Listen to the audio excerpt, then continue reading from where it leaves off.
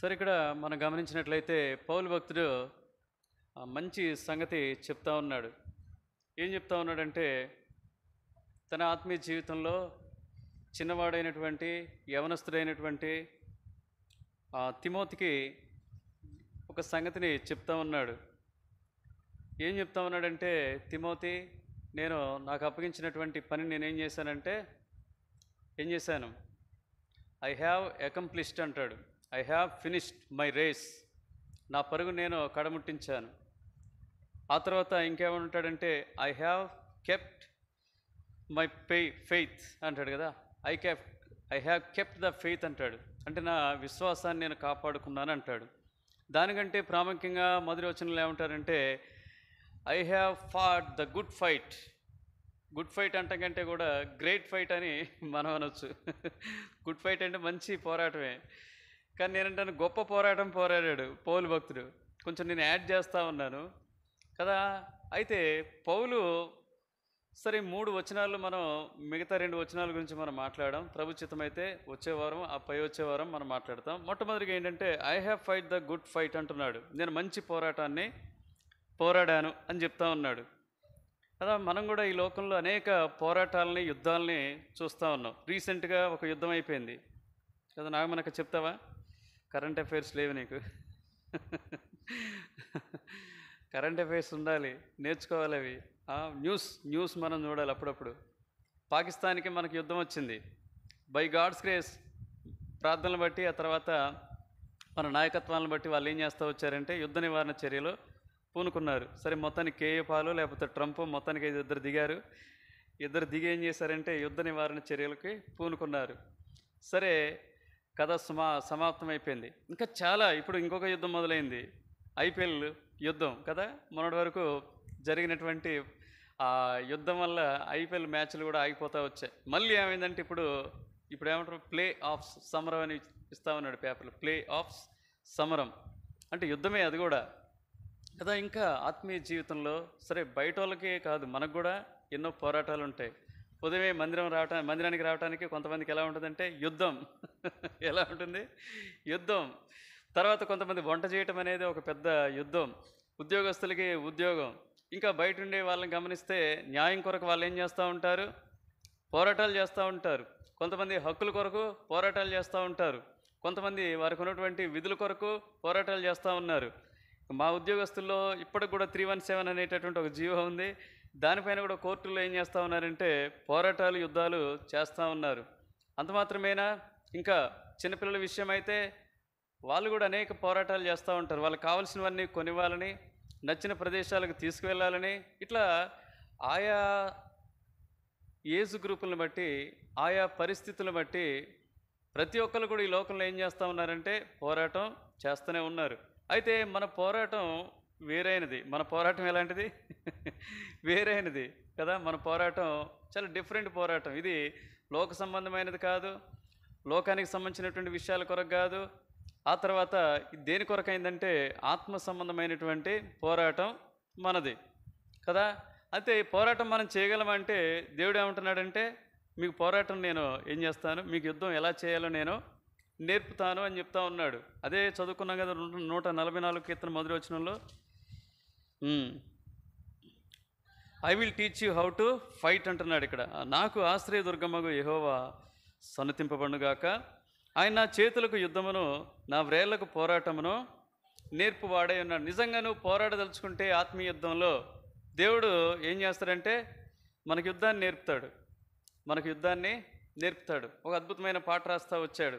మీరు ఎప్పుడైనా అది విన్నారో లేదో నాకు తెలియదు. సిద్ధపడు మిప్పుడే ఆయుధము పట్టుకో, సిద్ధపడు మిప్పుడే ఆయుధము పట్టుకో, ఆత్మీయ యుద్ధం నీది, ఆత్మీయ యుద్ధం నీది, భయపడకెవ్వరికి, మేల్కొమ్మువో కావలి. యేసుని యోధుడవు, పోరాడవలే నీవే, పోరాడవలే నీవే, ప్రభు శక్తితో పోవలెన్, మేల్కొమ్ము కావలి. మంచి పాట ఇది. నేను 1-2 పర్యాయాలే పాడటం జరుగుతూ వచ్చింది కదా. దేవుడు మనకేం చేస్తాడంటే ఈ ఆత్మీయ యుద్ధంలో సహాయపడగలడు, ఆయన నడిపించగలడు, ఆయన మన మార్గాన్ని చూపించగలడు, ఆయన ఖచ్చితంగా మనకు విజయాన్ని కూడా ఏం చేయగలడంటే ఇవ్వగలుగుతాడు. నిన్న ఆ ప్రార్థనకు వచ్చుంటే బాగుండేది. మీకు దావీదుకు చక్కగా ఏ విషయాలను బట్టి విజయాన్ని ఇచ్చాడో సమస్తాన్ని సమకూర్చుకోగలుగుతూ వచ్చాడు. నిన్న ఏం ప్రార్థన, ఉపవాస ప్రార్థన జరిగింది. కొద్దిమంది మేము ఉన్నాం, వచ్చుంటే కొన్ని సంగతులు మీకు తెలుసుండేవి. సరే, మొత్తానికైతే దేవుడు మనకు ఆత్మీయ యుద్ధానికి ఏం చేస్తాడంటే తోడ్పడతాడు, తోడుగా ఉంటాడు. సరే, మనం వేటి కొరకు ఆత్మీయ యుద్ధంలో పోరాడాలి? This is my question. మీరు చెప్పండి, వేటి కొరకు మనం పోరాడాలి? అంజలి చెప్పమ్మా. Speak out, don't worry, we are all family. Don't bother the comments of others. చెప్పు, దేని కొరకు మనం పోరాడాలి? ఒక అంధకార సంబంధమైన లోకంతో మనం పోరాడాలి. Very good. ఇంకా దురాత్మలతో పోరాడాలి. దురాత్మ చూస్తూ ఉంటావా అసలు నువ్వు? ఉంటావా? మేము చూసాం దురాత్మలు పట్టిన వాళ్ళని. వాళ్ళు మాట్లాడుతుంటే చూసి మా బావ నేను జనార్దన్ మేము ఇద్దరం ఏం చేసామంటే నాకు ఒకటి పడ్డంత పని అయింది చిన్నతనంలో. అంటే 10th 9th ఆ ప్రాంతంలో మొన్న పోయి ఆమెను అడిగాం, మీ అమ్మకి దెయ్యం పట్టినప్పుడు మేము పారిపోయామని తెలుసా అని అడిగితే ఆ అక్క చెప్తా ఉందన్నమాట. కరెక్ట్, మా ఆయనకు కాదు మా అమ్మకే పట్టింది, ఫలానా సమయంలో పట్టింది, నిజమే, అప్పుడు నువ్వు ఉన్నవా అని అడిగి చెప్తా ఉంది. జయంతి అని మన మా ఊరు పోయినప్పుడు చెప్తా ఉంది. ఇద్దరం పారిపోయాం, అక్కడ ఉండలేకపోయాం. అట్లా వికటాట్టహాసం చేస్తూ ఉంది. మనం దురాత్మలతో పోరాడతాం కంటే దురాత్మలు మనకేం చేయమంటే అవి మనిషిని ఆవరించి ఉంటాయి, మనం వాటిని నేరుగా మనం చూడం. ఇంకా శరీరంతో పోరాడాలి కదా.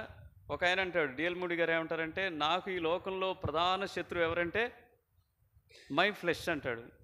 ఇట్స్ మై ఫ్లెష్, నా శరీరమే రోజు నన్ను ఏం చేస్తాంటే అది వెనక్కి లాగుద్ది, నన్ను బలహీనుని చేస్తే, నన్ను పాడు చేస్తే, నన్ను పాపంలో పడివేస్తే, తర్వాత నన్ను ఆత్మీయంగా ఎదగకుండా అది నిరోధిస్తూ ఉందని చెప్పేసి ఆయన అంటాడు. ఇంకా చాలా ఉన్నాయి. There are so many things which we should fight. ఇంకేమైనా ఉన్నాయా చెప్పండి, ఇంకేమైనా ఉన్నాయా? రండి, నేను 4 సంగతులే చెప్తాను వేటితో పోరాడాలో, వేటి కొరకు మనం పోరాడాలో 4 సంగతులు చెప్తాను. యూదా పత్రిక 1వ అధ్యాయం 3వ వచనం. First thing, we have to fight for good teachings. మంచి బోధ కొరకు ఏం చేయాలి? పోరాడాలి. ఏదో బ్రతుకుతున్నాం జీవిస్తున్నామంటే కాదు. ఆత్మీయ జీవితంలో బోధ సహవాసం సరిగా లేకపోతే ఏమవుతామంటే we will be defeated by Satan. మనం సాతాను చేత ఏమైపోతామంటే ఓడించబడతాం. అంతేనా? యూదా పత్రిక 1వ అధ్యాయం 3వ వచనం. ప్రియులారా, మనకందరికీ కలిగెడు రక్షణ గురించి మీకు వ్రాయవల్లని విశేషాసక్తి గలవాడనై ప్రయత్నపడుచుండగా పరిశుద్ధులకు ఒక్కసారే అప్పగింపబడిన బోధ నిమిత్తము మీరు పోరాడవల్లని మిమ్మల్ని వేడుకొనొచ్చు మీకు వ్రాయవలసి వచ్చును. ఎవరు రాస్తున్నారు ఈ పత్రిక? ఎవరు రాస్తున్నారు? అక్కడే ఉంది కదండి పేరు, యోధా. ఎవరికి రాస్తున్నాడు ఆయన? అక్కడే ఉంటుంది, అక్కడే 1వ వచనంలోనే ఉంటుంది అనమాట. పరిశుద్ధులకు రాస్తాడు ఆయన. 3 కేటగిరీస్ ఉంటాయి. ప్రభుచితమైతే వచ్చేవారు ఆరాధన వర్తమానం ఇదే. నాకు ఉదయమే తలంపు వచ్చింది, ధ్యానించుకునేటప్పుడు ఉదయమే తలంపు వచ్చింది. ఏంటంటే 3 కేటగిరీస్ ఉంటాయి అన్నమాట. ఏంటంటే 1వ వచనంలో ఏముందంటే దేవుని యందు ప్రేమింపబడిన వాళ్ళు, యేసుక్రీస్తునందు భద్రం చేయబడిన వారు, ఆ తర్వాత దేవుని చేత పిలువబడిన వారు. ఈ 3 తలంపులు బట్టి వచ్చే ఆదివారం ఆరాధన వర్తమానం తీసుకుంటాను. నేను జస్ట్ లీడింగ్ వర్స్ రాసుకున్నాను అనమాట. అయితే ఇది ఎవరికి రాస్తున్నాడంటే absolutely for the church he has return. ఆయన చర్చి కొరకే, సంఘం కొరకే మాట రాయబడతా ఉంది. ఆనాటి పరిస్థితుల్లో యూదా ఎవరు? Who is JUDA? యాకోబు సహోదరుడు. యాకోబు ఎవరు? వాళ్ళ అమ్మ కొడుకు. యాకోబు ఎవరు? యేసు ప్రభు యొక్క తమ్ములు వీళ్ళిద్దరు, యేసు ప్రభు యొక్క తమ్ముళ్ళు. కానీ బైబిల్లో ఎక్కడా కూడా, బైబిల్లో కానీ లేఖనాల్లో కానీ ఏం రాయబడతా ఉంటుందంటే ఇంగ్లీష్ బైబిల్లో ఆఫ్ బ్రదర్స్ అని రాస్తారు. ఎందుకు ఆఫ్ బ్రదర్స్ అంటే అర్థం ఏంటంటే సవతి కొడుకులు. యాక్చువల్గా సవతినా మరియా కాదు, కానీ పరిశుద్ధాత్మ దేవుని ద్వారా పుట్టిన దేవుడు యేసు ప్రభు. వీళ్ళేమో శరీరానుసారంగా పుట్టారు కాబట్టి బైబిల్లో ఏం రాయబడతా వచ్చిందంటే ఇంగ్లీష్ బైబిల్లో చూస్తే ఆఫ్ బ్రదర్, కో బ్రదర్ కూడా అనరు, ఆఫ్ బ్రదర్స్ అంటారనమాట. అంటే ఏంటంటే కజిన్ లానే వాళ్ళు పరిగణిస్తారనమాట. అట్లా రాయటానికి కూడా ఇష్టం. వీళ్ళు ఏమి రాయబడదు, యేసు ప్రభుకు దాసులు అని వీళ్ళు అంటారు. వీళ్ళు అనుకోవచ్చుగా యేసు ప్రభు యొక్క అన్నదమ్ములు అని కూడా, వీళ్ళేమి తమ్ములు అని కూడా వీళ్ళు వాళ్ళ గురించి క్లెయిమ్ చేసుకోవటం లేదు. They want to claim as his servants. తనకు దాసులుగానే వాళ్ళు తమను తాము బయలుపరచుకోవాలని ఇష్టపడుతున్నారు, కానీ ఎలా బయలుపరచుకోవటం లేదు, తమ్ములుగా బయలుపరచుకోవడానికి ఇష్టపడటం లేదు. వారికి ఉన్నటువంటి ప్రత్యేకత అది, వారికి ఉన్నటువంటి తగ్గింపు అది. సరే, ఇక్కడ గమనిస్తే యోధా సంఘానికి రాస్తే ఏమంటున్నాడంటే, ఆ దినాల్లోనే, మనం ఈ దినాల్లో నానా రకాల దుర్బోధల గురించి మనం మాట్లాడుతున్నాం, కానీ ఆ దినాల్లోనే ఏమున్నాయంటే నానా రకాల బోధలు ఉన్నాయి కదా. నానా రకాల బోధలు లేవా చెప్పండి? ఆ దినాల్లోనే ఉన్నాయి. కాబట్టి ఏం చెప్తా ఉన్నాడంటే, మీరు పరిశుద్ధులకు ఒక్కసారి అప్పగించినటువంటి బోధ. అంటే ఎవరి ద్వారా వచ్చినటువంటి బోధ అది? యేసు ప్రభు ద్వారా వచ్చినటువంటి బోధ అది, వాక్యానుసారంగా వచ్చినటువంటి బోధ అది, పరిశుద్ధాత్మ దేవుని ద్వారా వచ్చినటువంటి బోధది. ఏమిటి ఆయన బోధించిందంటే ఒకటే బోధ. ఏంటి బోధ అంటే సత్య బోధది. అది దేని గురించి ఆయన బోధిస్తూ వచ్చాడంటే, హెబ్రీ పత్రిక 6వ అధ్యాయం మొదటి 2 వచనాల్లో ఆయన బోధంతా వీటి గురించే తిరుగుతూ వచ్చింది. మొదటి 2 వచనాలు, కాబట్టి నిర్జీవ క్రియలను విడిచి మారు మనసు పొందుటయో, దేవుని యందు విశ్వాసమును, బాప్తిస్మములను గూర్చిన బోధయు, హస్త నిక్షేపణమును, మృతుల పునరుత్థానమును, నిత్యమైన తీర్పును అను పునాది మరలా వేయక క్రీస్తును గూర్చిన మూలోపదేశము మాని సంపూర్ణుల మగుటకు సాగిపోదాము. ఇది బోధ. ఇది అసలు శిస్తులైనటువంటి యేసు ప్రభు చెప్పినటువంటి బోధ. ఈ బోధకి ఆ దినాల్లో ఉన్నటువంటి వారు ఏమైపోయారంటే, దేవుని సంఘస్థులు కానీ, ఆ తర్వాత ఆనాటి యూదులు కానీ, ఆనాటి పరిస్థితులను బట్టి వాళ్ళు రకరకాల బోధల్లో ఉంటా వచ్చారు. దాన్ని బట్టి యూదా ఎంతో కలచింతా వచ్చాడు, కలవరపడతా వచ్చాడు, దిగులు చెందుతా వచ్చాడు. దాన్ని బట్టి రాస్తూ ఉన్నాడు. ఇక్కడ కూర్చున్నటువంటి మీ కొరకు కూడా మేము ఒకటే చెప్పేది, మేము ఏనాడైతే వాక్యానికి అతీతంగా బోధిస్తామో, వాక్యానికి అతీతంగా అంటే అర్థం ఏంటి? ఇందులో లేనిది బోధిస్తామో, you can stop coming to church. ఏం చేయొచ్చు చెప్పండి? ఇక్కడనే కాదు, ఎక్కడైనా మీరు మానేయచ్చు. నేనైతే మానేస్తా. I have right to stop to going there. అక్కడ వెళ్ళటానికి నాకు మనసు లేదు కాబట్టి నేను ఆగిపోతాను, అంతే, ఆగిపోతాను. మీకు కూడా ఉంది. నేను అదే చెప్పేది, దేవుని వాక్యానికి, దేవుని వాక్య ప్రమాణాలకు తగ్గట్టుగా ఎక్కడైతే బోధ జరగదో అక్కడ నీవు నేను ఉండాల్సినటువంటి అవసరం లేదు. అనేకులు ఆ దినాల్లో భక్సింగాన్ని వ్యతిరేకిస్తూ వచ్చారు. 40వ దశకంలో, తర్వాత 50వ దశకంలో అనేకులు వ్యతిరేకిస్తూ వచ్చారు. అనేకులు, ఫిలిప్ గారు మొదట బ్రదరన్ నుంచి వచ్చినటువంటి ఆయన వ్యతిరేకించారు. మార్టిన్ గారు లోదరన్ నుంచి వచ్చినటువంటి ఆయన వ్యతిరేకిస్తూ వచ్చారు. కొంతమంది క్యాథలిక్స్ భక్సింగాన్ని వ్యతిరేకిస్తూ వచ్చారు. ఆ తర్వాత ఇంకా ఆయనతో కలిసి పనిచేసినటువంటి వారు అనేకులు, ఫ్లాగ్ గారు కానీ, వీళ్ళంతా కూడా మొదట ఏదో అనుకున్నారంట. ఆఖరిగా ఆయన కలుసుకున్న తర్వాత, ఆయన బోధ విన్న తర్వాత, ఆ బోధనే వాక్యపు వెలుగులో వాళ్ళు గమనించిన తర్వాత, ఈవెన్ పాల్ సుధాకర్ గారు కూడా 70వ దశకంలో కూడా అలాంటి వ్యక్తులు కూడా ఏం చేస్తూ వచ్చారంటే, నిజంగా భక్సింగ్ గారు చెప్పినవి వాక్యంలో ఉన్నవా లేవా, నిజంగా యేసు ప్రభు చెప్పినటువంటి బోధలకు సమంగా ఉన్నాయా లేవా, లేకపోతే ఆయన బోధలకు తగ్గట్టుగా ఉన్నాయా లేదా అని చెప్పేసి వాళ్ళు పరిశీలన చేసుకున్న తర్వాత, వాళ్ళు వెళుతున్నటువంటి డినామినేషన్లకు వాళ్ళు వెళ్ళక ఏం చేస్తూ వచ్చారంటే మానివేసి ఎక్కడికి వచ్చారు? హెబ్రోనుకు వచ్చి తనతో పాటుగా జత పనివారిగా వారు కొనసాగటం జరుగుతూ వచ్చింది.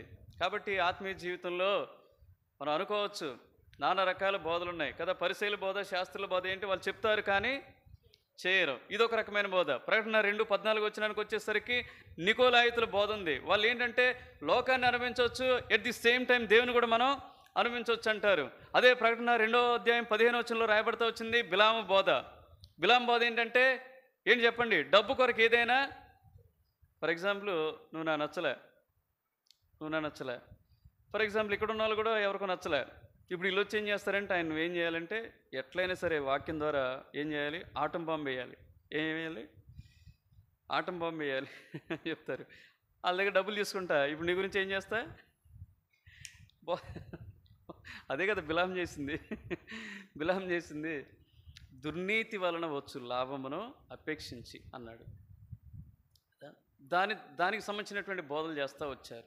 ఇంకేమున్నాయి ఆ దినాల్లో, ఇంకేమున్నాయంట రండి. ఇంకా కొన్ని చోట్ల రాయబడతా వచ్చింది అబద్ధ బోధలు ఉన్నాయి. 2 పేతురు 2వ అధ్యాయం మొదటి వచనం.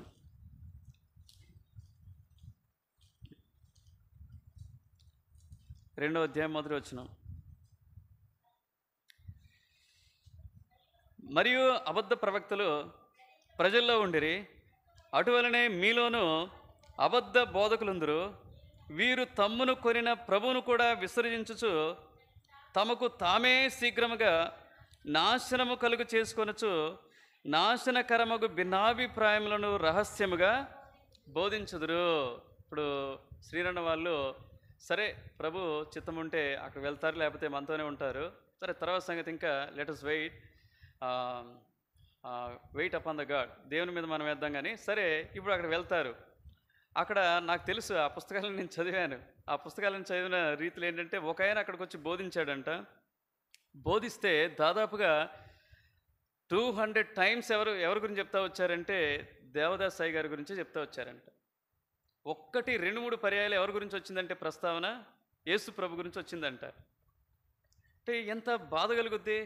మనం కూడా చెప్తుంటాం భక్సింగ్ గారి గురించి, కానీ భక్సింగ్ గారి లైఫ్ ఆయన ద్వారా మనం ఏమి నేర్చుకున్నాం ఆ సంగతిలో మనం బోధిస్తాం. బహుశా ఆయన దగ్గర ఏమి నేర్చుకోవటానికి ఉన్నాయి, అక్కడ ఏమి నేర్చుకోవటానికి ఉన్నాయి అది చెప్తా ఉన్నాడు అనమాట. ఒక ఆయన నేను విన్నాను, ఒక హెబ్రోన్ సేవకుని యొక్క బోధలో నేను వింటా వచ్చాను. 200 టైమ్స్ ఆ పేరుని వాళ్ళు ఉచ్చరిస్తూ వచ్చారు. ఒక చోటకు పోతే ఆయన రాసిన కొటేషన్లు ఉన్నాయంట. ఎవరు రాసిన కొటేషన్స్? సోకాల్డ్ ఆ దైవజనుడు. ఆయన మంచిగానే ఉన్నాడు, వెనకోళ్ళే వీళ్ళంతా మొత్తం పాడు చేశారులే, కానీ ఆయన మంచిగానే ఉన్నాడు. వెనకోళ్ళే మొత్తం ఏం చేశారంటే, ఇప్పుడు ఒక చర్చిలో ఏం రాస్తాను చెప్పండి. ఇప్పుడు ఎవరు అవి? దేవుడు చెప్పిన మాట. ఎవరిది అది? దేవుడు చెప్పిన మాట. అదెవరిది? దేవుడు చెప్పిన మాట. ఇట్లా రాస్తాం కదా. ఇప్పుడు ఎవరు చెప్పిన మాటలు ఉన్నాయంటే 2 ఉన్నాయంట. దాదాపుగా అక్కడ 100 వర్సెస్ ఉంటే అందులో 2 వర్సెస్ ఎవరి ఉన్నాయంట? బైబిల్లోవి. మిగతా 98 వర్సెస్ ఎవరి ఉన్నాయంట? ఆయన చెప్పిన కొటేషన్స్ ఉన్నాయంట. ఆయన ఎట్ట చెప్పుండొచ్చు చెప్పండి? సామెతలోంచి తీసుండొచ్చు కదా, వాక్యం నుంచే తీసుండొచ్చు కదా. నా తలంపు ఏంటంటే there are so many wrong preachings, wrong doctrines, wrong denominations in this world. You have to take care of yourself. నీ గురించి నువ్వు జాగ్రత్త తీసుకోవాలి, జాగ్రత్త పడాలి. ఆత్మీయ జీవితం చెప్పాం కదా, ఇల్లు కట్టడం ఎంత తేలికో దాన్ని కూల్చివేయటం, ఇల్లు కట్టడం ఎంత కష్టమో దాన్ని కూల్చివేయటం చాలా తేలిక, చాలా తేలిక. అది మళ్ళీ కట్టాలంటే అయ్యే పని కాదు. కాబట్టి మనం ఉన్నటువంటి స్థితిని ఏం చేయాలంటే జాగ్రత్తగా కాపాడుకోవాలి. ఇంకేమున్నాయంటే ఇక్కడ అబద్ధ బోధలు మనం చూస్తూనే ఉంటాం. ఈ మధ్యన ఒకటి చక్కెర కొడతా ఉంది. ఒక ఆయన ఉంటాడు, ఎవరంటే ఆయన ఒక ఆయన ఉంటాడు, కొనిదెల నాగార్జున ఎవరో, మొత్తానికైతే ఆయన పెడతా ఉంటాడు. ఒక ఆయన చెప్తా ఉన్నాడు, హైదరాబాద్ కూకట్పల్లి ఆయన చెప్తా ఉన్నాడు అనమాట. ఏం చేయమని చెప్తా ఉన్నాడంటే, ఒకవేళ మీకు అన్ని అందులో 6 రకాల వారి త్యాగాలు ఉన్నాయన్నమాట. 6 రకాల త్యాగాలు ఉన్నాయి. ఎన్ని రకాలు మీకు అది మీ ఇంటికి పోయిన తర్వాత నేను చెప్పేది ప్రతిదీ కూడా తర్వాత పెడతా ఉంటాం. ముందు చెప్తే బాగోదుగా, థ్రిల్ ఉండదు కదా అని ముందే పెట్టేస్తే ఇంకా వినరు కదా అని చెప్పేసి నేను బోధ చేసిన తర్వాత ఏం చేస్తానంటే వాటిని మళ్ళీ ఏం చేస్తారంటే మీకు పంపిస్తూ ఉంటా. సరే, మొత్తానికైతే 6 రకాల త్యాగపూరిత కానుకల గురించి లిస్ట్ అవుట్ చేస్తున్నాయన్నమాట. ఆయన ఏం చెప్తున్నాడంటే, ఒకవేళ మీకు శాలరీ లేట్ అయితే ఏం చేస్తారంటే, అయినప్పటికీ you can take your covers, మీరు వెళ్ళిపోండి. శాలరీ పడ్డప్పుడు మాత్రమే ఏం చేయాలంటే ఈ 6 రకాల కేటగిరీలు ఏవైతే ఉన్నాయో దేనికి ఎంత కేటాయించి వాడికే మిగులుద్ది, ఇంకేముండదు జీతం. మొత్తం అడుగు తినాలిగా మొత్తం కదా. మొత్తం 6 రకాలు ఇచ్చి ఆ కవర్లు ఇస్తా ఉన్నాడు అనమాట. ఏం కాదు, నో ప్రాబ్లం. మీరు ఫోన్పే చేయలేని వాళ్ళు మా వాళ్ళకి చెప్తే మా వాళ్ళు వచ్చి ఏం చేస్తారంటే మిమ్మల్ని కలుసుకుంటారు, మిమ్మల్ని కలుసుకొని మీ దగ్గర నుండి కలెక్ట్ చేసుకుంటారు. వాడు మనిషా లేకపోతే నిజంగా ఏంటి చెప్పండి? ఎలా వెళ్తున్నారు ప్రజలు అక్కడికి? ఎందుకొరకు వెళ్తున్నారు అక్కడ ప్రజలకి? ఏం నేర్చుకోవటానికి వెళ్తున్నారు అక్కడికి ప్రజలు అక్కడికి? నాకేం అర్థం కావట్లే. నాకేమీ అర్థం కావట్లేదు, ఈ లోకం అంతా ఎడిపోతూ ఉందో.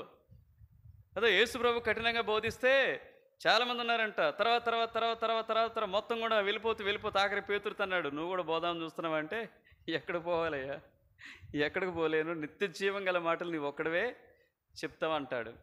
ఎక్కడికి పోగలను చెప్పండి? ఎక్కడికి పోయినా మనిషిని ఇంకొక మనిషి దోచుకోవటానికే ప్రయత్నం చేస్తా ఉన్నాడు దేవుని పేరట.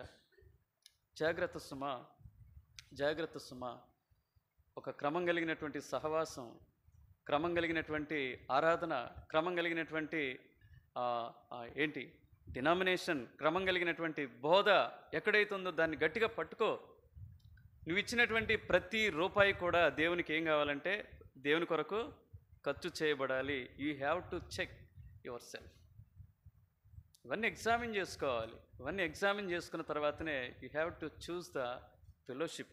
రండి, ఇంకా గమనిస్తే ఏం బోధలు ఉన్నాయంటే ఇక్కడ ఏమున్నాయంటే 1 తిమోతి 4వ అధ్యాయం 1-2 వచనాల్లో చూస్తే,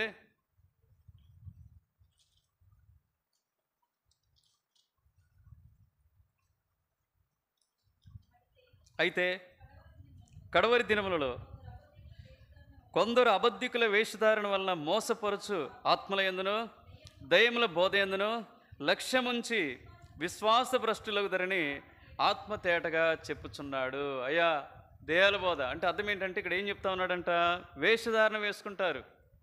ఆ వేషధారణతో ఏం చేస్తారంటే మనల్ని భ్రమపరుస్తారు.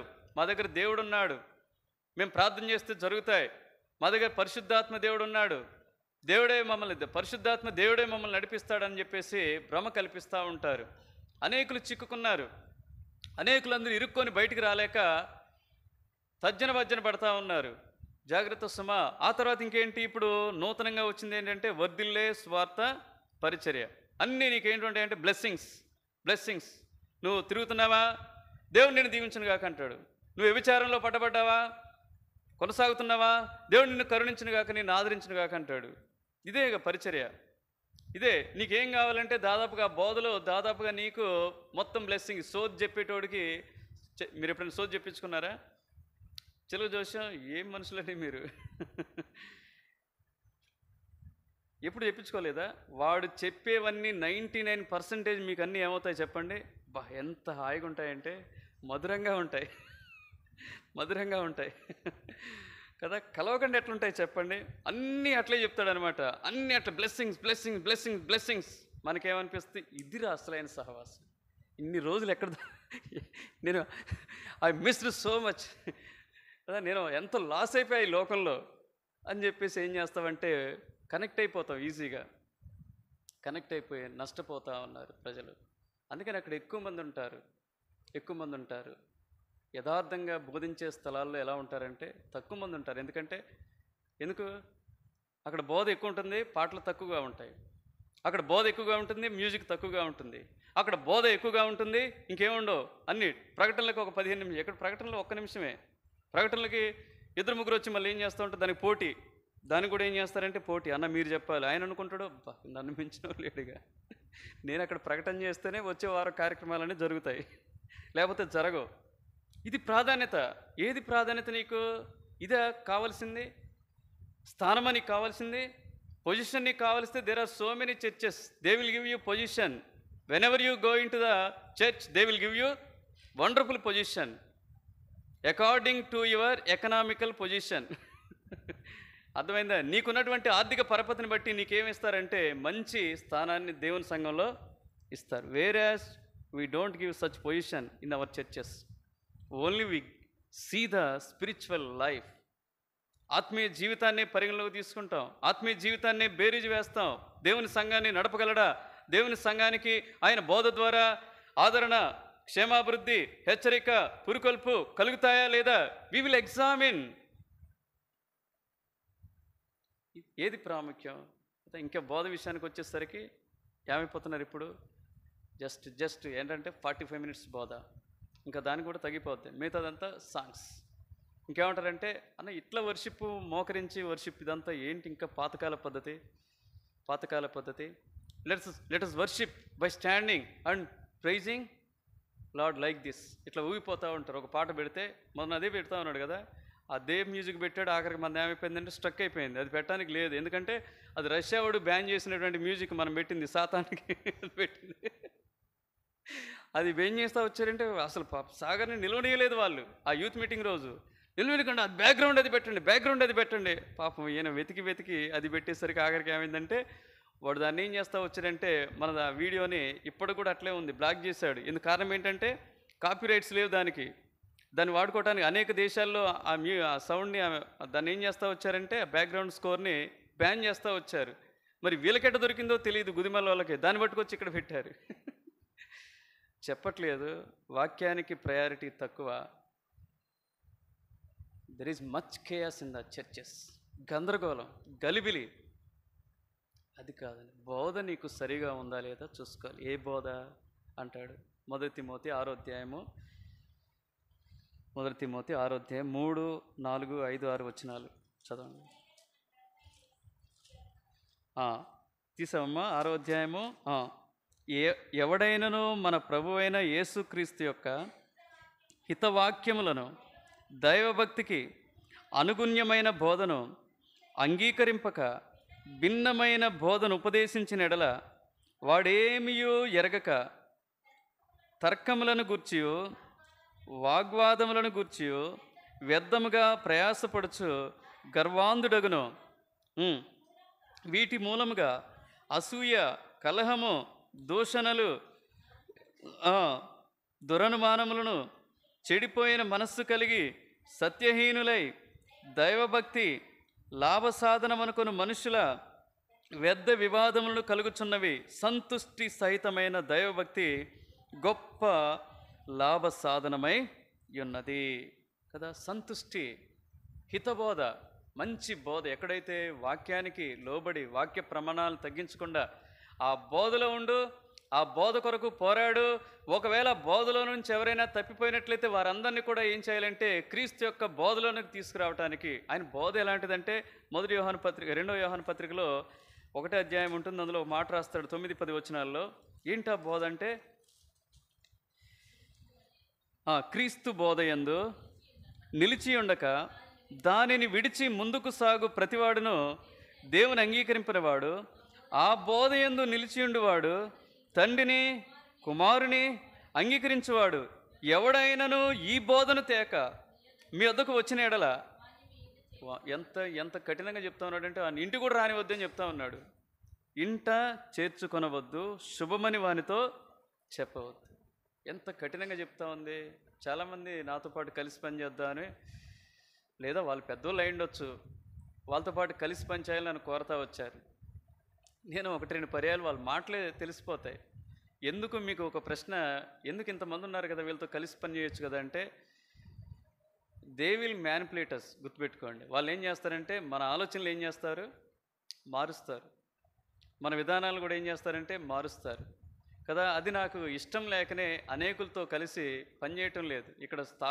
ఇక్కడ ప్రారంభించినప్పుడు చాలామంది నాకు సహకరించడానికి లేదా వాళ్ళ సహకారం తీసుకోవడానికి ముందుకొచ్చారు. అయినా నేను ఇష్టపడలేదు. ఒకవేళ దేవుడు నన్ను మెచ్చుకోవచ్చు, మెచ్చుకోకపోవచ్చు, కానీ నేనైతే ఒకటే నమ్ముతున్నాను, దీని ప్రమాణాలకు ఎవరైతే లోబడి పనిచేస్తున్నారో వాళ్ళతో ఖచ్చితంగా నిశ్చయంగా మనం కలిసి పనిచేస్తాం. లేకపోతే నిర్మోహమాటంగా మనం దూరంగా ఉందాం. ఇబ్బంది ఏం లేదు. ఆ బోధలో ఉండాలి. ఆ బోధ కొరకు మనం ఏం చేయాలంటే పోరాడాలి. రండి. రెండోదిగా రండి.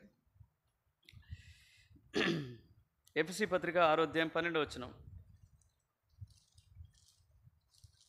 ఇప్పుడు భవానీ చెప్పినట్టుగా, ఏలయనగా మనం పోరాడునది శరీరులతో కాదు, కానీ ప్రధానులతోనూ అధికారులతోనూ ప్రస్తుత అంధకార సంబంధులకు లోకనాథులతోనూ ఆకాశ మండలమందున్న దురాత్మల సమూహములతోనూ పోరాడుచున్నాము కదా. ఇప్పుడు రెండోదిగా ఎవరితో పోరాడాలి చెప్పండి?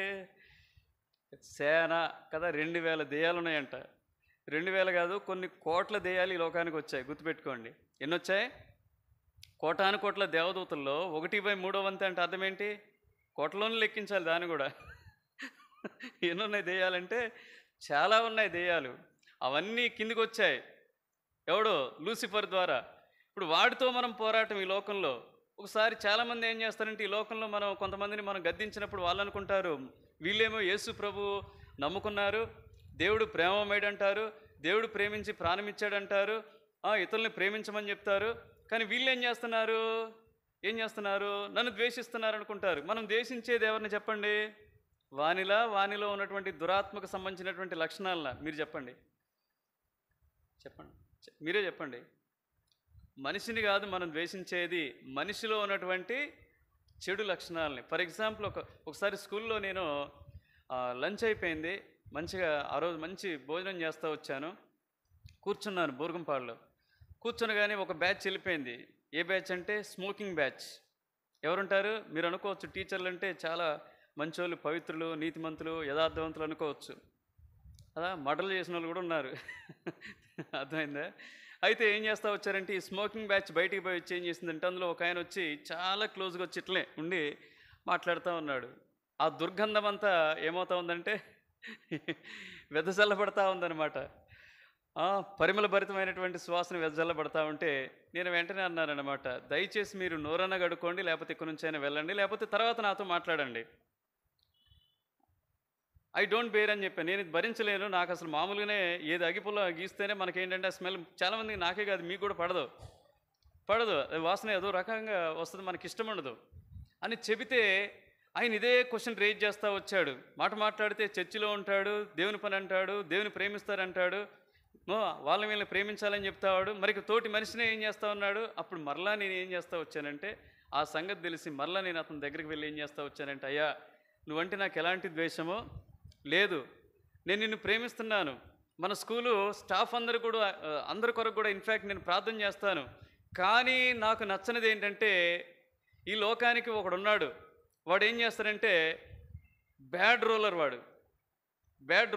వాడిని లోకాధికారి అంటారు, వాడిని సాతానుడు అంటారు, వాడిని అపవాది అంటాడు. వాడు ఏం చేస్తాడంటే మనుషుల్ని చెడు అలవాట్లకి గురి చేస్తాడు. వాడు నీలో ఉన్నాడు, నిన్ను ఆ అలవాటుగా ప్రేరేపించాడు. నేను నీకున్నటువంటి చెడు అలవాటుని అసహించుకున్నాను తప్ప మిమ్మల్ని అయితే కాదు అని చెప్తా వచ్చి. ఎగ్జాక్ట్లీ మనం కూడా అంతే. ఏ మనిషిని ద్వేషించడానికి వీలు లేదండి, ఏ మనిషిని కూడా కదా. మనకున్నటువంటి అలవాటు ఏంటంటే మనుషులతో మనం పోరాడుతూ ఉంటాం. మనుషులతో కాదు పోరాడాల్సింది, మనుషులతో కాదు, మన అపవాదితోనే మనం ఏం చేయాలి? పోరాడాలి. అపవాదితోనే మనం పోరాడితే ఎంతో మేలు కదా. ఓ మాట అంటాడు కదా, యోహాను సువార్త 3:16లో ఏం రాయబడతా వచ్చింది? క్షమించండి, యోహాను సువార్త 3:16 కాదు, 56వ కీర్తన 2-3 వచనాలు.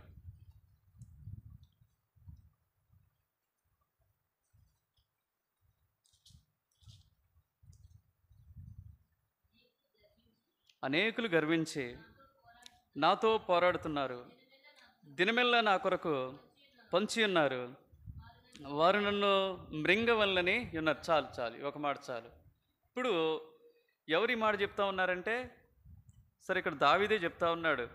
దావీదుతో ఎవరు పోరాడుతున్నారంటే మనుషులు పోరాడుతూ ఉన్నారు. ఇప్పుడు దావీదు ఎవరితో పోరాడుతూ ఉన్నారు? మనుషులతో పోరాడా? ఎవరితో పోరాడాడు చెప్పండి? ఎవరితో పోరాడు? దేవునితో పోరాడాడు. ఎవరి వలే? యాకోబు వలే. ఆదికాండము రండి. మనుషుల్లో మార్పు కొరకు, మనుషులు మనకు అనుకూలంగా మారటం కొరకు, లేదా ఏదైనా ప్రార్థనకు జవాబు కొరకు మనం దేవునితో పోరాడాలి. ఆదికాండము 32వ అధ్యాయము 26-27 వచనాలు.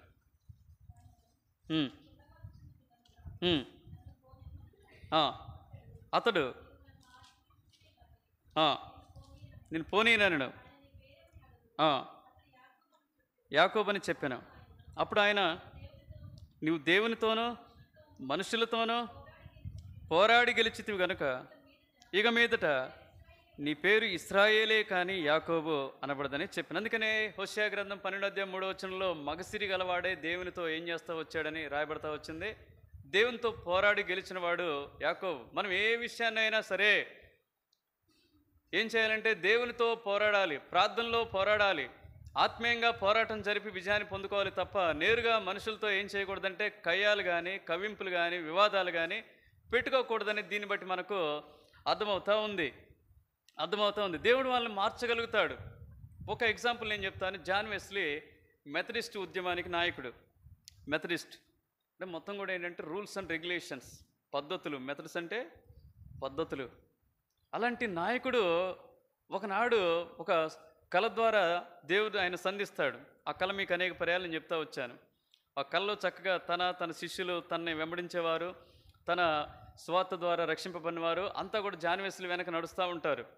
ఆయన వెళ్తూ ఉంటాడు. వెళ్తూ ఉన్నప్పుడు 2 డోర్లు వస్తాయి, ఒకటి పరలోకం, ఇంకొకటి నరకం. ఈయన అనుకుంటాడు, ఇంత సేవ చేశా కాబట్టి obviously the door will be open, the door is none other than heaven అనుకుంటాడు. ఆ పరలోక ద్వారమే నాకు తెరవబడుతుందని చెప్పేసి దానికి సమీపంగా పోతాడు. దాని పక్కనే ఏముంది? హెల్ డోర్ కూడా ఉంది, నరకానికి వెళ్ళేటటువంటి డోర్ కూడా ఉంది. అక్కడ పోగానే ఏ డోర్ ఓపెన్ అవుద్దంటే జాన్ వెస్లీ తన బృందానికి ఏ డోరు? ఈయన అనుకుంటాడు పరలోకం, ఆఖరికి ఏ డోర్ ఓపెన్ అవుద్దంటే నరకం యొక్క డోర్ ఓపెన్ అవుద్ది. దెబ్బకి నిద్రలోంచి ఏం చేస్తాడంటే లేచి కూర్చుంటాడు. కూర్చొని అసలు ఎక్కడ తప్పైందని ఆలోచన చేస్తాడు. అప్పుడు అనుకుంటాడు, మతాన్ని నేను ఏం చేస్తూ ఉన్నానంటే ఇంజెక్ట్ చేస్తూ ఉన్నాను, మార్గాన్ని ఏం చేయటం లేదు, నేను ఇంజెక్ట్ చేయటం లేదని అప్పుడు తప్పు తెలుసుకొని ఏం చేస్తాడంటే ఇక మళ్ళీ మొదలు పెడతాడు. ఇప్పుడే అంతకుముందు ఏం చెప్తా వచ్చారు, రూల్స్ అండ్ రెగ్యులేషన్ చెప్పినటువంటి వ్యక్తే ఇప్పుడు ఏమంటున్నాడంటే పాప క్షమాపణ, మారు మనసు, రక్షణ, బాప్తిజం, నిత్య జీవం ఇవన్నీ చెప్తా ఉన్నాడు. కరపత్రికలు పంచుతూ ఉన్నాడు. అంతకుముందు వెళ్ళినటువంటి వాళ్ళందరికీ ఏమొచ్చింది? జాన్ వెస్లీ మీద ఏమొస్తుందండి? గొడవ వస్తుంది, వ్యతిరేకత వచ్చింది. వ్యతిరేకత వచ్చి ఏం చేస్తూ వచ్చారంటే ఇక్కడ ఉన్న వాళ్ళంతా ఖాళీ అయిపోయి ఎక్కడికి వెళ్తున్నారంటే మళ్ళీ జాన్ వెస్లీ దగ్గరికి పోతూ ఉన్నారు. సంఘాలన్నీ ఖాళీ అవుతూ ఉంటే ఏం చేయాలి అర్థం కాక ఆ చర్చి పాస్టర్స్ ఏం చేస్తారంటే ఒక రౌడీని మాట్లాడతాడు. ఎవరిని మాట్లాడతారు? ఒక రౌడీని హైర్ చేసుకుంటారు. హైర్ చేసుకొని ఏం చేస్తారంటే వాడికి డబ్బులు ఇచ్చి పంపుతారనమాట. వాడు పెద్ద పేరుగాంచినటువంటి నాటోరియస్ క్రిమినల్ అనమాట. ఆ ప్రాంతంలో వెళ్ళిపోయి ఒకనాడు తరుముతాడనమాట. తరిమితే పరిగెత్తి అలసిపోయి ప్రాణాలు పోతాయని చెప్పేసి ఏం చేస్తారంటే ఒక ఇంట్లో పరిగెత్తుకొని పోయి డోర్ వేసుకుంటాడు. వాడు వస్తూనే ఉంటాడు. ఇక ఒకటే ఒక ఆప్షన్ అనమాట, పోరాటానికి నాకు శక్తి లేదు, నాకు బలం లేదు. దేవా, నా తరపున ఎవరు పోరాడు? నువ్వే పోరాడు, ఏదో ఒకటి చేయి, నువ్వు ఏదైనా చేయగలవు, నీకు అసాధ్యమైనది ఏదీ లేదు, నువ్వు మనుషుని యొక్క ఆంతర్యాన్ని మార్చగలిగినటువంటి దేవుడివి, ఆంతర్యాన్ని ఎరిగినటువంటి దేవుడివి, నువ్వే నా తరపున పోరాడు, యుద్ధం యెహోవాది అని చెప్పేసి మొత్తం చేతులు ఎత్తేసి ఏం చేస్తాడంటే మోకరించి ప్రార్థన చేసుకుంటాడు. ఆయన తలుపు తెరుస్తాడు. పెద్ద ఐరన్ రాళ్ళు పట్టుకొని, కర్రలు పట్టుకొని ఉంటారు కదా. ఇక ఎవరైతే ఈ రౌడీకి మరి ఇంకొక రౌడీకి ఇంకేమంటాడు? ఆయనకి శిష్యుడు ఉంటాడుగా, అంతే కదా, ఎవరికి వాళ్ళు శిష్యులు ఉంటారు. ఆ శిష్యుడు ఏం చేస్తాడంటే కొట్టడానికి రెడీగా వస్తాడనమాట. ఏం జరిగిందో తెలియదు, మెరుపు వలె పరిశుద్ధాత్మ దేవుడు ఆ రౌడీని, ముఖ్యమైన రౌడీని సంధించి ఇప్పుడు అంతవరకు కొట్టడానికి, చంపడానికి వచ్చినటువంటి ఆ రౌడీ ఏం చేస్తాడంటే జాన్ వెస్లీకి పోతే పోయిన ప్రాణాలు, ప్రభా నువ్వే నాకు దిక్కని చెప్పేసి బయటకు వచ్చి నిలబడతాడు. వచ్చినప్పుడు ప్రధాన శిష్యుడు, ఆ రౌడీ యొక్క ప్రధాన శిష్యుడు కొట్టడానికి వచ్చినప్పుడు ఈ రౌడీ పోయి ఏం చేస్తాడంటే ఈయన మీద ఒక్క చేయబడితే మిమ్మల్ని ఏం చేస్తాడంటే చంపి పారేస్తాను అంటాడు. ఎవరు పట్టుకొచ్చింది ఈయనే. దేవుడు మార్చగలడండి. God can change the situation. దేవుడు నీ పరిస్థితిని ఏం చేయగలుగుతాడు? మార్చగలుగుతాడు. Through prayer only. You should not fight with others depending upon flesh. శరీరాన్ని ఆధారంగా చేసుకుని నువ్వు పోరాడాల్సిన అవసరం లేదండి, లేదు. కొంతమంది దేవునితో పోరాడుతూ ఉంటారు. ఇదొక కేటగిరీ. నాకు ఇది ఎందుకు కాలే, నాకు ఎందుకు ఇవ్వలేదు, నా జీవితంలో ఎందుకు ఇవన్నీ? ఏంది ఇది? దేవునితో పోరాడగలమా చెప్పండి? యోబు 9:4 ఏమంటాడు చెప్పండి? ప్రభు మహావివేకి. ఎవరంట చెప్పండి? ప్రభు. కొంతమంది దేవునితో పోరాడుతూ ఉంటారు. మనుషులతో వద్దు, దేవునితో కూడా వద్దు. దేవునితో అంటే అర్థం ఏంటంటే దేవుడు తనకి ఏదైనా నష్టం కలిగించినప్పుడు, తనకు మేలు చేయనప్పుడు, తను అనుకున్నది తాను దక్కనప్పుడు దేవునితో వాదులాటకు దిగుతారు. యోబు 9:4 చదవండి. ఆయన మహావివేకి, అధిక బల సంపన్నుడు. కొంచెం అతిశయంగా చదవాలి అంజలి అమ్మ, వీటిని మనం అట్లా చదవకూడదు. ఆయన మహావివేకి. ఇట్లా చదివినప్పుడు ఏమవుద్దంటే దానికి పట్టుకొస్తారన్నమాట. ఆ భావం కరెక్ట్గా ఉంటుంది. అధిక బల సంపన్నుడు, ఆయనతో పోరాడ తెగించి హాని నొందని వాడాడు. ఇంకొక చోట అంటాడు యోబు గ్రంథం 33:13, యోబు గ్రంథం 33:13. తన క్రియలలో దేనిని గూర్చి ఆయన ప్రత్యుత్తరమియ్యడు. దేవుడు నరుల శక్తికి మించినవాడు. నీవేలా ఆయనతో పోరాడుదువో? ఆయన పక్షా నుండి ఏం చేయాలంటే ఆయన కృప కొరకై పోరాడు, అంతే తప్ప ఆయనతో నేరుగా ఏం చేయొద్దు.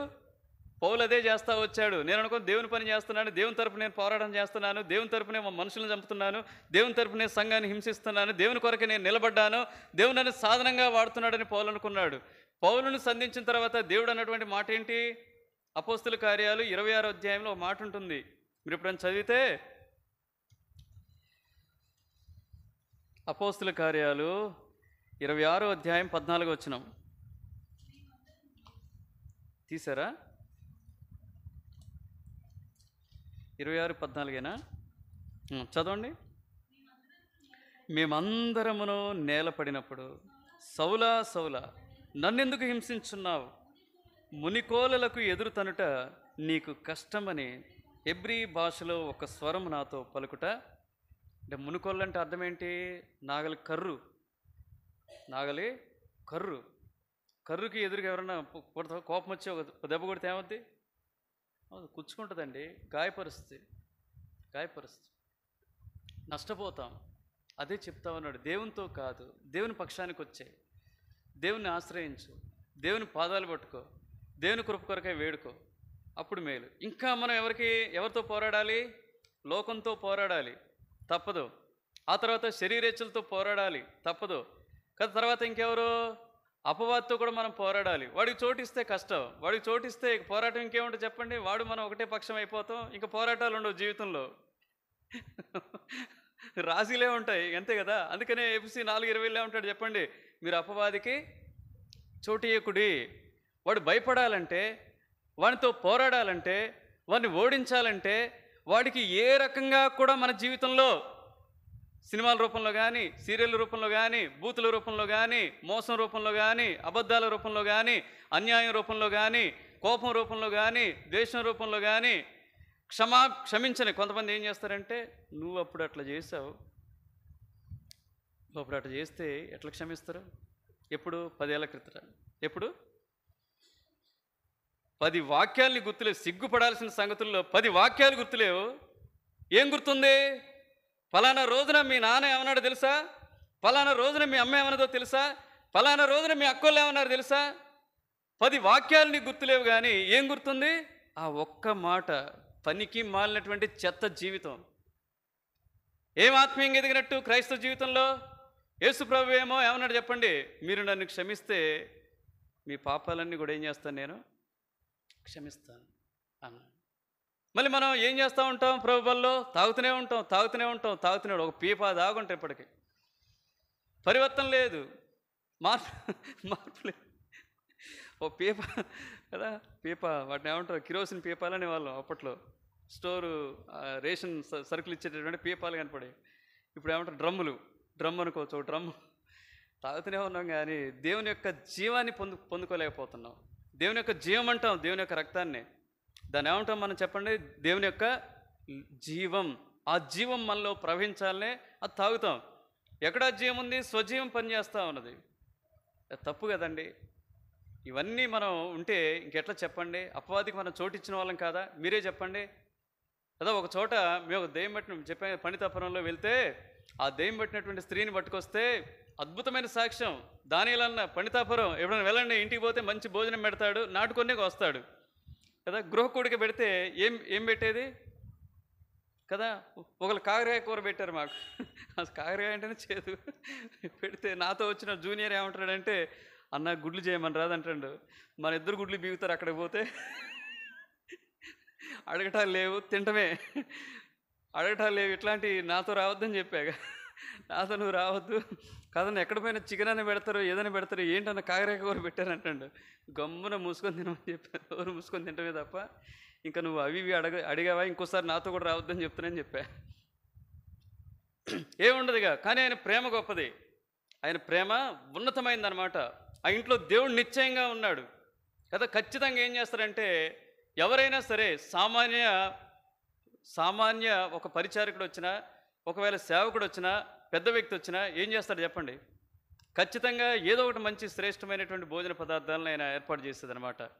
సరే ఏం జరిగిందంటే దెయ్యం పట్టినటువంటి స్త్రీ వచ్చింది. అక్కడ మేము ప్రార్థన చేస్తూ ఉన్నాం. గృహకూడికే నడుస్తూ ఉంది వాళ్ళ ఇంట్లో. మళ్ళీ పెద్ద పెద్ద ఇల్లు కూడా కాదు. ఏంటది, జస్ట్ రేకులతో వసారాధించింది అంతే. పెద్ద ఇల్లు కూడా కాదు, ఇప్పుడు కడుతున్నారంట అంతే. ఇక దెయ్యం వచ్చినటువంటి అప్పటి వరకు కేకలు అరుపులు వేసినటువంటి ఆవిడ ఏం చేసిందంటే అక్కడికి వచ్చిన తర్వాత ఏం కేకలేసింది తెలుసా? వామ్మో, ఇక్కడ పెద్ద సిలువ ఉంది, నేను రాను ఇందులోకి అని చెప్పేసి వెళ్ళిపోతూనే ఉంది. ఇక పరిగెడతా ఉంది పరిగెడతా ఉంది. వాళ్ళు గ్రహించలేదు, కానీ నేను గ్రహించా. ఇక్కడ ఎవరున్నారు? దేవుడు ఉన్నాడు.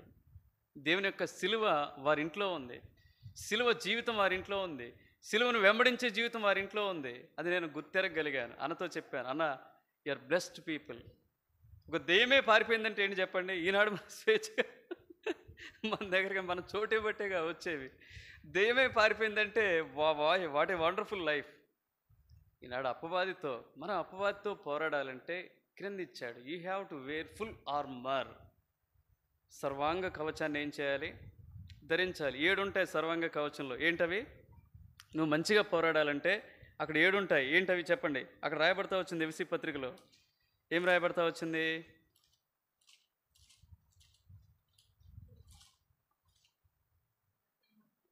సత్యమును దట్టి నీతి అని మైమరువు, సమాధాన స్వార్థ వలన సిద్ధ మనస్సు,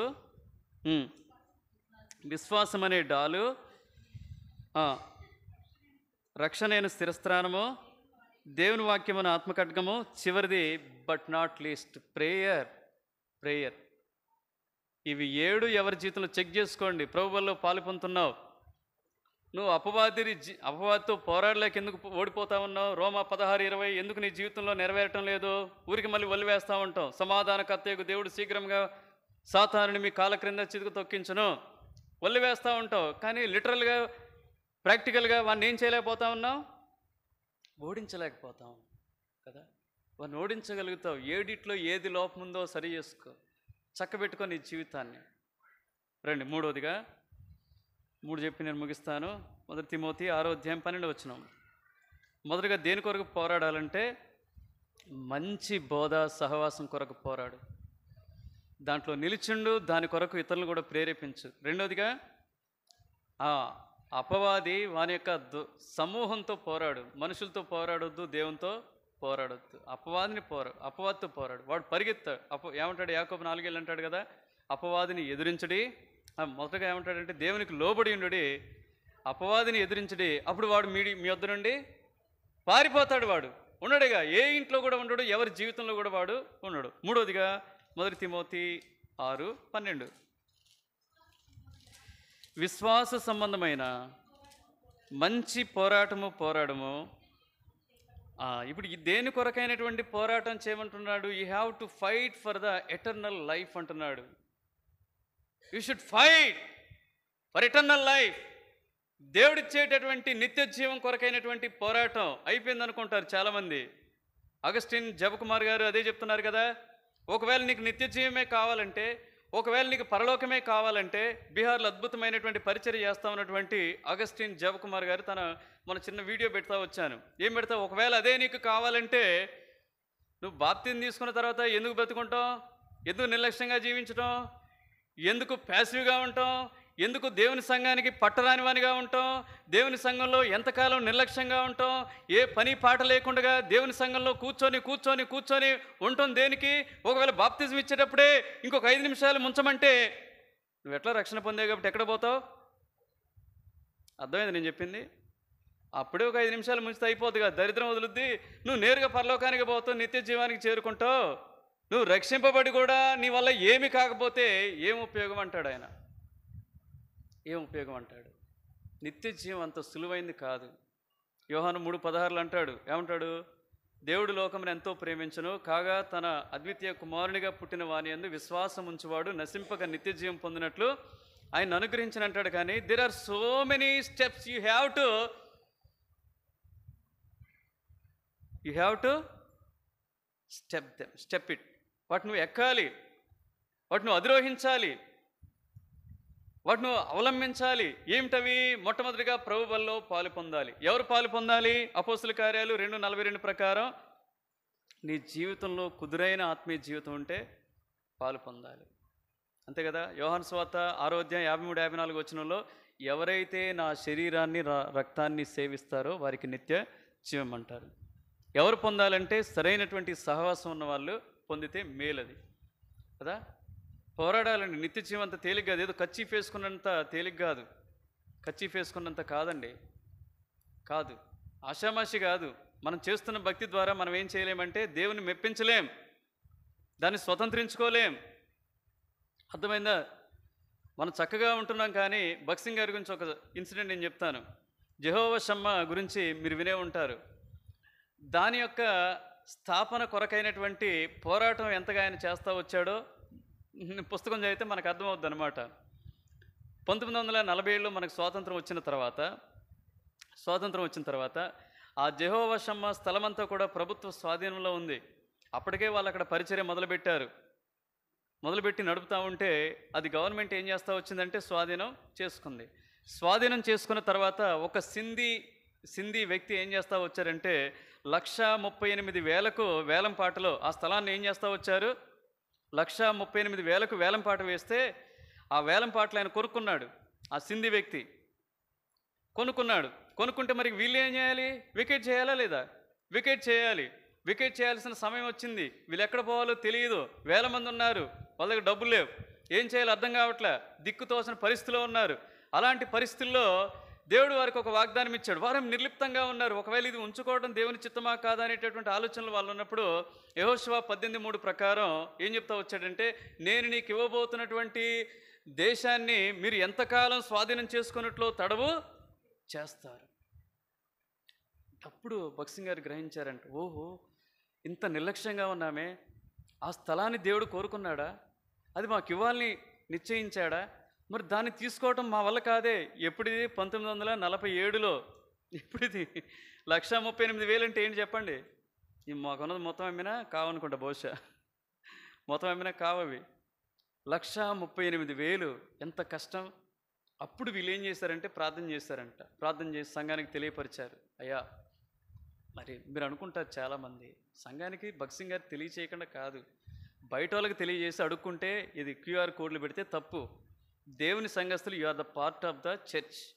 అర్థమైందా? దేవుని సంఘస్థులకు తెలియచేయటం తప్పేమీ కాదు. మీరు అనుకోండి, నేను మెసేజ్ పెట్టినప్పుడు లేకపోతే నేను చెప్పినప్పుడు తెలియకూడదు. భక్సింగ్ గారు ఎవరికి తెలియలేదు? బయట వాళ్ళకండి, దేవుని సంఘస్థులకు కాదు. దేవుని సంఘస్థులు చెప్పకండి దేవుని సంఘం ఎట్లా పనిచేస్తుంది. సంఘం అనేది సార్వత్రికం, గుర్తుపెట్టుకోండి. సంఘం అనేది నేను కాదు, ఇది ఎవరిది? సర్వజనీనమైనది, అందరిది దేవుని సంఘం అంటే. తెలియపరిచాడు, ప్రార్థించమన్నాడు, ఎవరైనా ప్రేరేపణ ఉంటే ఇవ్వమని చెప్తా వచ్చాడు. అదే చేసేది మేము కూడా. అయితే మొత్తానికైతే ఇంత డబ్బును మనం చేయటం చాలా కష్టం అంటే, సరే మొత్తానికైతే ఏం చేశారంటే ఆ అధికారి దగ్గరికి పోయారు. ఎవరైతే వ్యక్తి కొనుక్కున్నాడో వ్యక్తి దగ్గరికి పోతే, సరే నేను మీకు అప్పచెప్తాను, అది ఇంకా నేను డబ్బులు అయితే కట్టలేదు, ఒకవేళ మీ పేరునే ఏం చేస్తానంటే దాన్ని ఏం చేస్తాను మీకు ఇచ్చేస్తాను, ఆ మొత్తం డబ్బు మీరే కట్టుకోండి అని చెప్పేసి ఆయన ఒప్పుకున్నాడు. ఫస్ట్ స్టెప్ వాళ్ళు ఎంత పోరాటం అంటే అక్కడ పాస్ అయ్యాడు. పాస్ అయిన తర్వాత ఇప్పుడు ఏం చేయాలి? డబ్బులు కట్టే సమయం వచ్చింది. ఎన్ని రోజుల్లో కట్టాలి? 2 సంవత్సరాల్లో 3 వాయిదాలు. కానీ మొదటి వాయిదా ఎప్పుడు కట్టాలి? 46,000 కట్టాలి, వారం రోజులు కట్టాలి. ఒకవేళ కట్టినట్లయితే మీకేం చేస్తామంటే స్థలాన్ని అప్పచెప్తాం. తర్వాత 2 దఫాల వాయిదాలు మీరు ఏం చేయాలంటే రానున్న 2 సంవత్సరాల్లో 2 పర్యాయాలు 46,000 చొప్పున కట్టుకోవచ్చు అన్నారు. ఈ 46,000 ఎట్లా వస్తాయి చెప్పండి? చాలా కష్టం కదా. అనుకున్నారంట, భక్సింగ్ గారు అనుకున్నారంట, ఇది జరిగే పనేనా అనుకున్నారంట. మరలా దేవుడు ఏం చేస్తా వచ్చారంటే నేను చూసుకుంటాను అన్నాడంట. మరలా వీళ్ళు ప్రార్థన, ఆ తర్వాత ఎంతోమంది వాళ్ళకున్నటువంటి బంగారాన్ని, వాళ్ళకున్నటువంటి ఏవైతే ఉన్నాయో గడియారాలని, చేతి గడియారాలంటే అప్పుడు చాలా ఉన్నతంగా భావించేవాళ్ళంట, వాటన్నిటినీ అమ్మివేసి దాదాపుగా వారం రోజుల్లోనే ఏం చేస్తూ వచ్చారంటే ఆ డబ్బులు పట్టుకొచ్చారు. చూడండి ఎన్ని హడ్డీల్స్ ఉన్నాయో. పట్టుకొచ్చి ఆ రోజు ఏం చేయాలంటే ఆయన బ్యాంకులో కట్టాలి. బ్యాంకులో కట్టడానికి పోయేటప్పుడు ఏమైందంటే ఇది ఎక్కడ కట్టాలి? మళ్ళీ పోయి ముంబైలో కట్టాలి. ఎక్కడ? ముంబైలో కట్టాలి. ఇక్కడ నుంచి ట్రైన్లో బయలుదేరారంట. ఆ రోజు ఏమైందంటే ట్రైన్ 5 గంటలు లేట్ అయిందంట. ఎన్ని గంటలు? బ్యాంకు క్లోజ్ అవడానికి ఎంత ఉందంటే గంటే టైం ఉంది. బ్యాంక్ క్లోజ్ అవడానికి ఎంత ఉంది? గంట టైమే ఉందంట. అక్కడికి పోయేసరికి అక్కడ పోతే బ్యాంకులో దాదాపుగా వందల మంది నిలబడి ఉన్నారంట.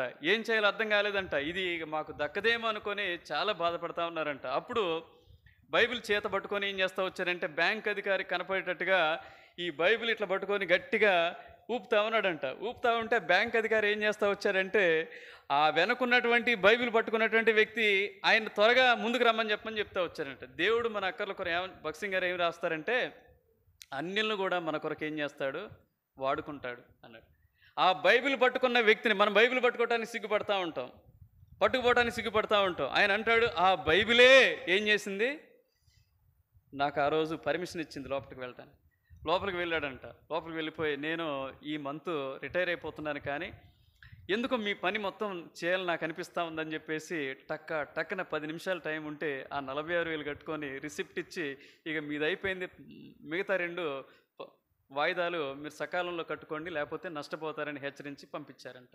ఆ తర్వాత బై గాడ్స్ గ్రేస్ 18 నెలల్లోనే మిగతా పైకమంతా కట్టి ఆయన వ్యక్తిగతంగా ఆయన సాక్ష్యంలో రాస్తా వచ్చాడు. ఆ పుస్తకంలో, పెద్ద పుస్తకంలోనే ఎంత స్ట్రగుల్ అయ్యామంటే, ఉపవాస ప్రార్థనలు చేశాం, కన్నీరు ప్రార్థన చేశాం. ఎంతోమంది పిల్లలు, తల్లిదండ్రులు వాళ్ళంతా కూడా ఏం చేస్తూ వచ్చారంటే, తాము మితమైన ఆహారం తింటూ దేవుని పని కొరకు ఏం చేస్తూ వచ్చారంటే సమర్పణ కలిగి ఉన్నారనే సాక్ష్యం రాస్తూ వచ్చారు.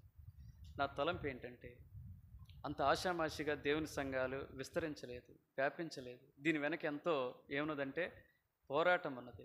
ఈనాడు నిత్య జీవం కొరకు కూడా నీవు నేనేం చేయాలంటే పోరాటం చేయాలి. ఒకటి, ప్రభువుల్లో పాలు పొందటం మనకు తెలిసినవే. మత్తయి సువార్త 19 సమయం అయిపోయింది కాబట్టి ముగిస్తాను. మత్తయి సువార్త 19 అధ్యాయంలో 16వ వచనంలో ఆ యవనస్తుడితో అంటాడనమాట, if you want eternal life just you have to follow me. నన్ను వెంబడించంటాడు. నీకు నిత్య జీవం కావాలంటే ఏం చేయాలంటే అన్నీ వదిలిపెట్టి, నీకున్నవి వదిలిపెట్టు, నన్ను వెంబడించంటాడు. ఒకే ఒక మాట. చివరికి వచ్చేసరికి ఏమంటాడు చెప్పండి, ఇల్లు, వాకిలి, భూములు, భార్య, పిల్లలు, అన్నదమ్ములు, అక్క చెల్లెలు అన్నిటినీ వదిలిపెట్టి నన్ను వెంబడించు. అంటే అర్థం ఏంటంటే, దేవుని యొక్క స్వార్థం ఇక్కడ కనపడుతుంది. మనం అనుకోవచ్చు దేవుడు స్వార్థపడని మనం అనుకుంటాం. కాదు. నీ జీవితంలో నాకు ఇవ్వాల్సినటువంటి ప్రాధాన్యత ఇవ్వు. తొలి స్థానం నాకు ఇవ్వు. నిత్య జీవాన్ని నువ్వు పొందుకుంటావు. వాటికంటే 100 రెట్లు ఇహలోకంలో నువ్వేం చేస్తావు, పొందుకుంటావని చెప్తాడనమాట. మరొక చోట లోకాసు వార్తలో మూడోదిగా ఏమంటాడు, నిత్య జీవం. రోమా 2:7 మనకు తెలిసినవి కాబట్టి నేను వాటి జోలికి పోవటం లేదు. రోమా 2వ అధ్యాయం 7వ వచనంలో ఏమంటాడంటే, సత్క్రియల యందు ఆసక్తి గల వారుగా ఉండండి. మంచి పనులు చేయండి. ఈ లోకంలో దిక్కులేని వారిని ఆదుకోనండి, బీదవారిని పరామర్శించండి, ఆపదలో ఉన్న వారిని ఏం చేయండి, కనికరించండి. ఆహారం లేని వారికి కొంతైనా ఆహారం పెట్టండి.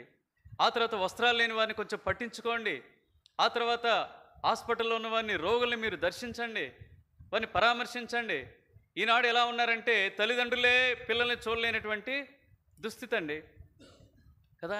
తల్లిదండ్రులే పిల్లల్ని చూడలేనటువంటి దుస్థితి. పేపర్లో చదువుతూనే ఒక ఆమంట, నేను న్యూస్లో వచ్చింది, చాలా బాధ కలిగింది. చిన్నతనంలో చెత్తకుండీలో పడిందంట పాప. చెత్తకుండీలోనే ఎక్కడ మొత్తానికి దొరికిందంట. చిన్నతనంలో దొరికితే తీసుకొచ్చి పెంచిందంట. 8వ తరగతి అంట పాప. ఆ 8వ తరగతి పాప ఏం చేస్తూ వచ్చిందంటే, ఎదిగిన తర్వాత 2 బాయ్ ఫ్రెండ్స్ సహాయంతో పెంచిన తల్లిని ఏం చేస్తూ వచ్చింది చూసారా, చదివారా న్యూస్? అది ఎటు పోతా ఉంది లోకం. ఇప్పుడైనా ఇంటికి పోయి చూడండి, ఇంటికి పోయిన తర్వాత ఒకసారి గమనించండి. లోకం ఎంతో భయంకరమైన స్థితిలో ఉందండి. మన తల్లిదండ్రులు మనం ప్రేమిద్దాం, తల్లిదండ్రులు గౌరవిద్దాం. వాళ్ళు వృద్ధాప్యంలో ఉన్న తర్వాత వాళ్ళ చేతులు వణుకుతాయి. ఒకవేళ వాళ్ళు మురికి బట్టలతో ఉండొచ్చేమో, మురికి చేతులతో ఉండొచ్చేమో, అర్థమైందా? వారి నోటి నుంచి ఒకవేళ దుర్వాసన రావచ్చేమో, వారి శరీరం నుంచి ఏదైనా వాసన రావచ్చేమో.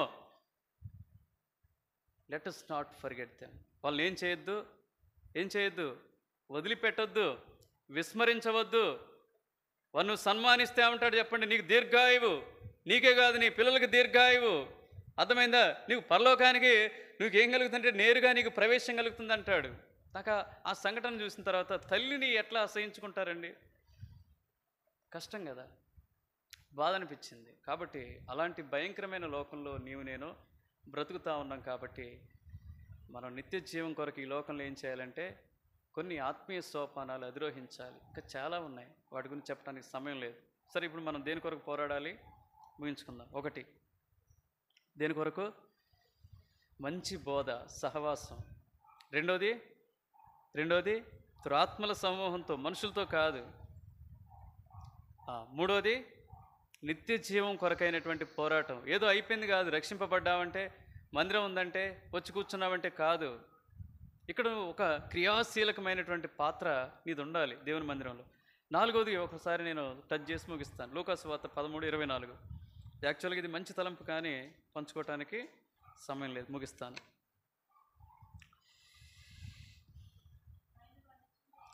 తీసారా? లూకాసు వార్త 13:24.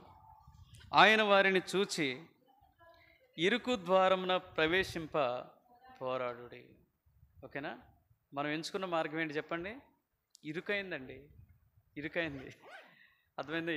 శ్రీనారాయణ చెప్పింది నాకు గుర్తుకొస్తుంది. ఇరుకైన మార్గంలో పోవాలంటే మనం బాగా సన్నబడాలి, వర్కౌట్ చేయాలి. మనం బాగా సన్నగా అయితేనే ఏమైపోతాం చెప్పండి?